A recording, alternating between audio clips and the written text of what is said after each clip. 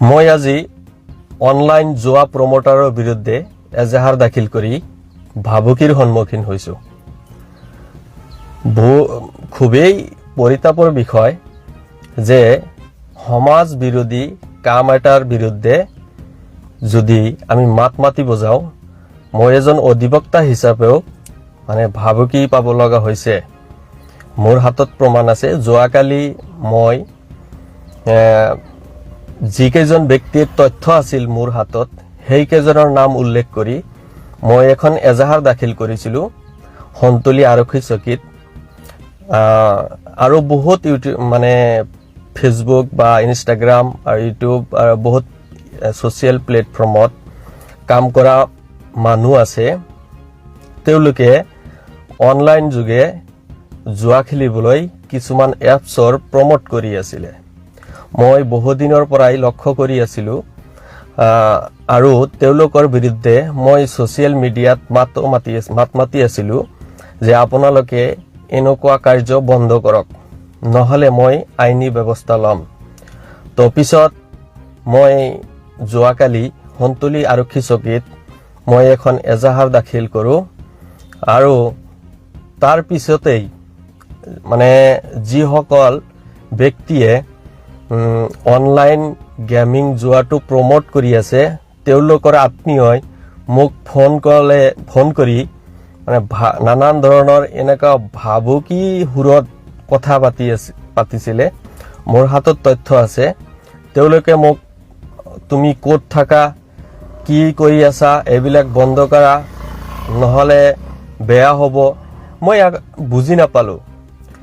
এজন মানুহে সমাজ ধ্বংস কৰি আছে, তাৰ বিৰুদ্ধে মই মাত মাতিব গৈ মই এজন অধিবক্তা হৈও ভাবুকিৰ সন্মুখীন হ'ব লগা হৈছোঁ। তো মই তেখেতসকলক সকীয়াই দিছোঁ, আপোনালোকে, মই যিহেতু এজাহাৰ দাখিল কৰিছোঁ, গতিকে আপোনালোকে আইনৰ আশ্ৰয় লওক। আইনে যি কৰে, মই য'ত এজাহাৰ কৰিছোঁ তাতে যাওক।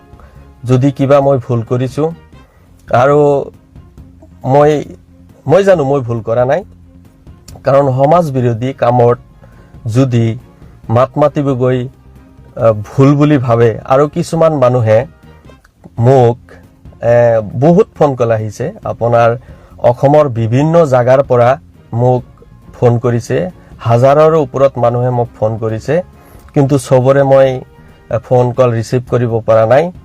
গতিকে আৰু বিশেষকৈ বেয়া লাগিছে, আচৰিত ধৰণৰ এনেকুৱা বস্তু আমি পাম বুলি আশা কৰা নাছিলোঁ। কাৰণ যিসকল ব্যক্তিয়ে এই জুৱা গেমৰ প্ৰমোট কৰিছে, সেই গেমত ইনভলভ হৈ বহুত ষ্টুডেণ্টে মোক ফোন কৰিছে। তেওঁলোকে আজি গুৱাহাটীত হাজিৰা কৰি আছে। কলগছিয়াৰ পৰা মোক ফোন কৰিছে যে দাদা, আপুনি বহুত ভাল কাম কৰিছে, মোক ঘৰৰ পৰা উলিয়াই দিছে, মোক ঘৰৰ পৰা খেদি পঠাইছে। কিহৰ কাৰণে? কাৰণ মই অনলাইন গেমিং যোগে এই গেমটো খেলিছিলোঁ। বহুত লাখ টকা মই হেৰাইছোঁ, পোৱা নাই। কান্দি কান্দি এনেকৈ মোক কৈছিলে, মোৰ নিজৰে চকুলো ওলাই গৈছিল যে আচলতে কিমান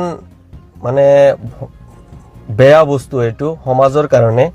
এজন কলেজত পঢ়া ষ্টুডেণ্টে এইটো গেমত ইনভলভ হৈ আপোনাৰ গুৱাহাটীত এতিয়া হাজিৰা কৰিব লগা হৈছে।